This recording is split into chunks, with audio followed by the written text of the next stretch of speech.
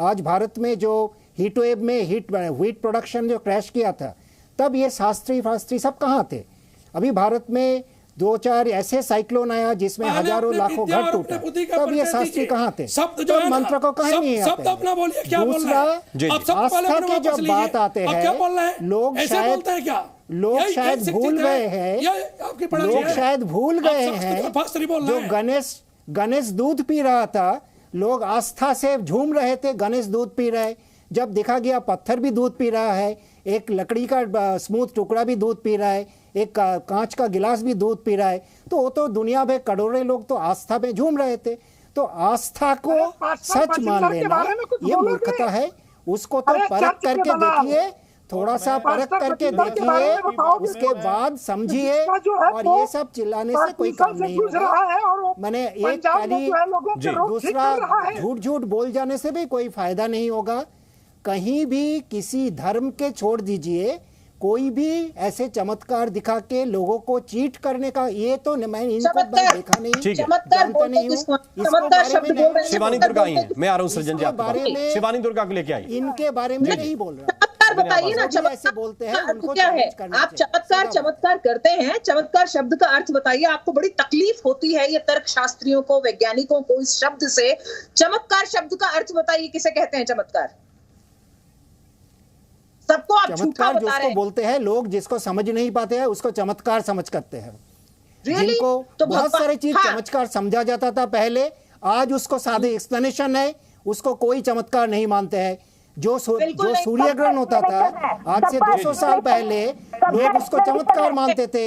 जो चंद्र ग्रहण होता था आज से 150-200 साल पहले, लोग बहुत सारे लोग चमत्कार मानते थे, और उस चमत्कार दिखा के लोग कर भी लिया।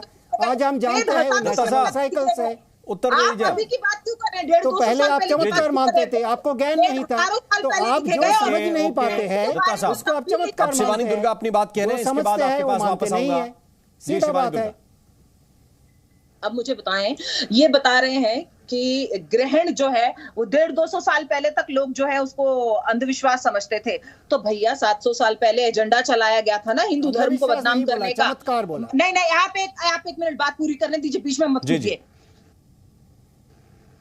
वेदों में ग्रहण के बारे में पहले से लिखा, और वेद हजारों वर्ष पहले लिखे गए थे। अब ये बोल रहे हैं कि 200 साल पहले तक लोग जो है वेदों को, ग्रहण को जो है अंधविश्वास मानते थे, चमत्कार मानते थे। 700 साल पहले मुगल्स यहाँ पर आए, उन्होंने एक एजेंडा चलाया कि हमें हमारे धर्मों से दूर किया, हमें हमारे शास्त्रों से दूर किया, हमारी भाषा तक को जो है दूर कर दिया गया, हमसे अंग्रेजी को ले आया गया। अब मुझे बताएं कि जब व्यक्ति के पास ज्ञान नहीं था उस समय, जब उनको 700 साल पहले की, 200 साल पहले बात कर रहे हैं, उस समय पे हाँ लोगों के पास, हमारे हिंदू लोगों के पास उनसे शास्त्र छीन लिए गए थे, वेद छीन लिए गए थे, ये कहकर कि महिलाओं को वेद का अधिकार नहीं है, कुछ तथाकथित लोगों को जो है ये पढ़ने का अधिकार नहीं है। वो सारे अधिकार कुछ एक लोगों ने अपने अंडर में रख करके हमारे धर्म को पूरी तरह से बदनाम कर दिया, हमसे दूर कर दिया। तो कैसे लोगों को असलियत पता चलेगी? चमत्कार होते हैं, चमत्कार रोज हम देखते हैं, रोज रात को सोते हैं, सुबह उठते हैं, वही एक चमत्कार है। सोते हैं तो हम मृत्यु की शैया पर ही होते हैं, जब उठते हैं तो वो जीवन होता है। अब रही बात, यहाँ पर एक और तर्कशास्त्री जी हैं जो बता रहे थे कि वेद जो है पूरी तरह से साइंटिफिक है। एग्जैक्टली, वेद साइंटिफिक है, लेकिन हमारे शास्त्र जो है उसमें एक समुद्रिक शास्त्र है जो माइंड रीडिंग के बारे में, हमारे शारीरिक लक्षणों के बारे में बताता है। साइकोलॉजी जो है वो हमें लेफ्ट साइड, राइट साइड की बॉडी लैंग्वेज के बारे में बताती है कि अगर इस तरह से हम देखते हैं, चलते हैं या हाथों को हिलाते हैं, उससे किस प्रकार की बीमारियां हमारी बॉडी में हो सकती हैं, संभावना जताई जाती है। तो इस तरह के बहुत सारी स्टडीज हैं जी, जिनको करके व्यक्ति ये बता सकता है कि सामने वाले का नाम क्या हो सकता है। सृजन पाल सिंह जी, साधु जी ने अच्छी बात कही। उन्होंने कहा कि ऐसे शास्त्र हैं जो मनोविज्ञान पढ़ करके आदमी के मन की बात बता सकते हैं। इसका मतलब अगर आप इसको मेंटलिस्ट बोलते हैं, ये तो मेंटलिस्ट है। तो अगर आप ये कह रही हैं कि आचार्य शास्त्री जी जो है वो एक मेंटलिस्ट हैं? राम जी, क्या आप ये कह रही हैं? एक सेकंड, अगर आप उसका ये टर्म समझते हैं, अगर आप उसका यही टर्म आप ही ने बोला कि साइकोलॉजी के जरिए, मनोविज्ञान के जरिए आप पता कर सकते हैं आदमी के विचार। मैंने हाँ, मनोवैज्ञानिक है। सुनिए, अरे भैया तो ऐसे मनोवैज्ञानिक बहुत हैं।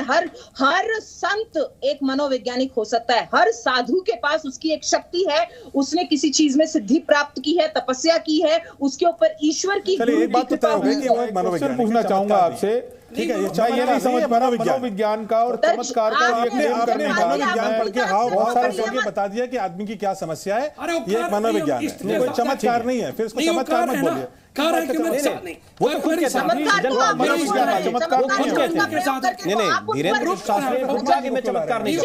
हैं, वो कभी भी सीताराम कहते हैं, वो सीताराम कहते हैं, राम राम कहते हैं, बागेश्वर धाम कहते हैं, हनुमान जी कर रहे हैं, सीताराम बोलो। वो व्यक्ति कभी विशेष व्यक्ति का नाम नहीं लेता, ना कोई जाति का नाम लेता। आप इसको टारगेट ना बनाए। इसमें क्या है कि जो आपके वामपंथी के लोग हैं, नारायणगिरी हमारे साथ। पहली बात तो सीधा बात है, चलिए एक बात तो क्लियर है कि वो मनोविज्ञान के उनको शास्त्र का ज्ञान अच्छा है। दूसरी बात मैं ये बताना चाहता हूं कि उसी ईश्वर ने जिसने हम सबको बनाया, वही परमात्मा ने हमें विवेक दिया। मैं अगर आप मुझे एक मिनट दीजिए, मैं इसको जरा धर्म से अलग ले जाना चाहता हूं। 1504 में क्रिस्टोफर कोलंबस गए थे पहली बार जमैका में। जमैका यानी वहां पे वो मूल रूप के अमेरिकी रहते थे वहां पर। क्रिस्टोफर कोलंबस जब वहां गए तो उनकी आधी शिप डूब चुकी थी, वो एकदम कमजोर थे, वो चाहते मूल निवासी तो उनको मार के भगा देते। लेकिन क्रिस्टोफर कोलंबस ने कहा कि 2 दिन बाद यहां पे चंद्र ग्रहण होने वाला है। क्रिस्टोफर कोलंबस को चंद्र ग्रहण के विज्ञान की बात पता थी, और जो मूल निवासी थे वो अंधविश्वासी थे। उनको लगा कि चंद्र ग्रहण होगा तो सब ये तो अलौकिक, इसका कोई अलौकिक चीज है।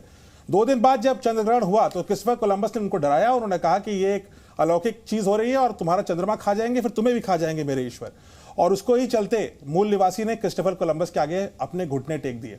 पूरी सभ्यता समाप्त हो गई, पूरा राष्ट्र समाप्त हो गया, लोग समाप्त हो गए, परिवार समाप्त हो गए। एक मिनट रुक जाइए, मैं आपकी बात को सृजन पाल जी नारायणगिरी मेरे साथ जुड़ गए, उनके पास जाऊंगा। लेकिन एक बात है, मैंने इसी से तो शुरुआत की थी। मैंने कहा कि धर्म परिवर्तन के जो कैंप्स चल रहे हैं उसमें यही जादूगरी तो दिखाने की कोशिश हो रही है।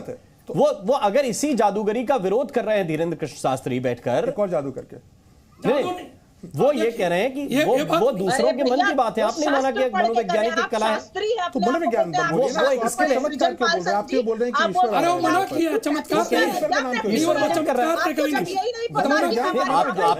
आपकी बुद्धि कितनी तार्किक होगी, इसके लिए आप अपनी बुद्धि को भी प्रणाम कर सकते हैं, इसके लिए ईश्वर को भी धन्यवाद दे सकते हैं कि गलत बात है। ग्रहण को लिखा क्या हमें आपने ये बख्शा, ये ताकत, ये कहना कला किसके आधार पर? किसी को ये कहना कि आपके खिलाफ साजिश करने वाला ये व्यक्ति का ये नाम है, ये कोई मनोविज्ञानी नहीं करेगा। ये विज्ञान बिल्कुल भी नहीं है, क्योंकि ये बहुत ही खतरनाक है। ठीक है, नारायणगिरी जी, ग्रहण का लिखने का सिद्धांत है।